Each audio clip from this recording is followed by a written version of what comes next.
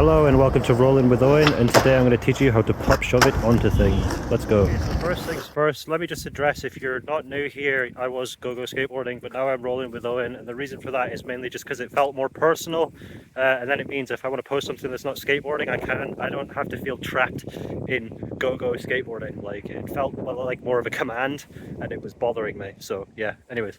Okay, so you're going to want to approach your obstacle front side so that you can see where you're going, so that you're pop shove and you're aiming and you can see the board ahead of you. This will help you be confident enough to try it. I've left the bails in here to show you the sort of things that can go wrong, but for the most part you're pretty safe doing this. You can really see what's happening, and it's more about building that confidence to actually do it. However, if this is too scary, then you can go backwards and go off instead. Yep, still facing front side here. You can go off the curb and it can give you a feeling of catching it in the air, which is kind of what you want when you're going up the curb, because you want to go up and over. And then if that's too scary for you, lock into the curb and just shove off the curb like this. If you're not ready to move, I mean, this gives you kind of a weird tilt, to be honest, but you can practice like that. So now comes the never-ending search for a suitable obstacle in my local area where I can show you how it goes straight on, because most paths just go straight into the grass. So I really don't know how I'm going to show you how it goes straight onto something, but I could tell you how I did it. Okay, so these are from yesterday, and I'm not driving all the way out there just to end this free YouTube video that you have free access to. But basically I was just thinking, just ollie and shove later. Like, just ollie onto the thing you're trying to ollie and then shove when you're in the air, and eventually you'll just do it, like, I swear. Things that can go wrong with this are basically the same things that could go wrong with a shove on flat, and then the same things that could go wrong with ollieing onto a curb is you might hang up.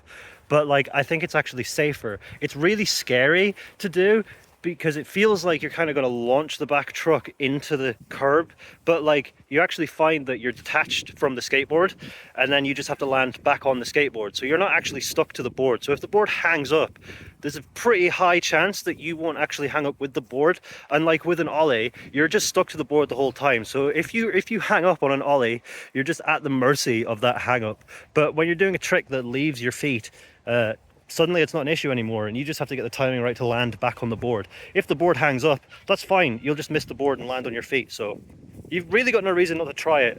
It is weird how it's scarier than an ollie, when an ollie is probably the most dangerous one. Like, every other flip trick has all these variations that can happen where you don't get hung up and go flying, but like, don't know, for some reason skating's like that. Like, harder stuff is scarier mentally, and you know, it's mainly the fear that stops you. So just do it, expose yourself to it, and you'll find yourself doing it. Because I really surprised myself. Like, I didn't think I can't do this, and it was scary. Like, I knew I could probably do it, but I didn't think I would get it so quickly.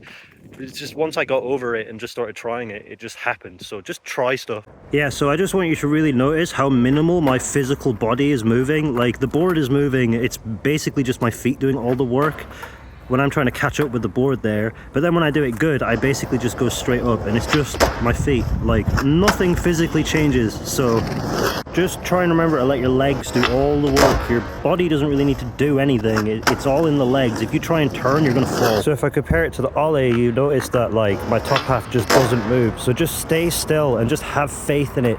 Because when you're scared, you panic, and when you panic, you start moving all over the place. You need to just stay still and just be calm and just get it.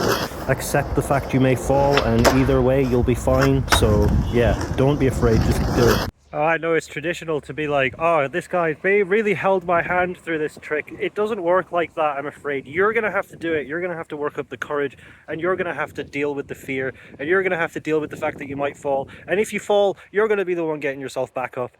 There's no sitting here talking and explaining. There's no amount of that is going to change that. So just go out and just try it. And if you fall, you fall. You'll just get back up. Yeah. Thanks for watching. We'll see you in the next one.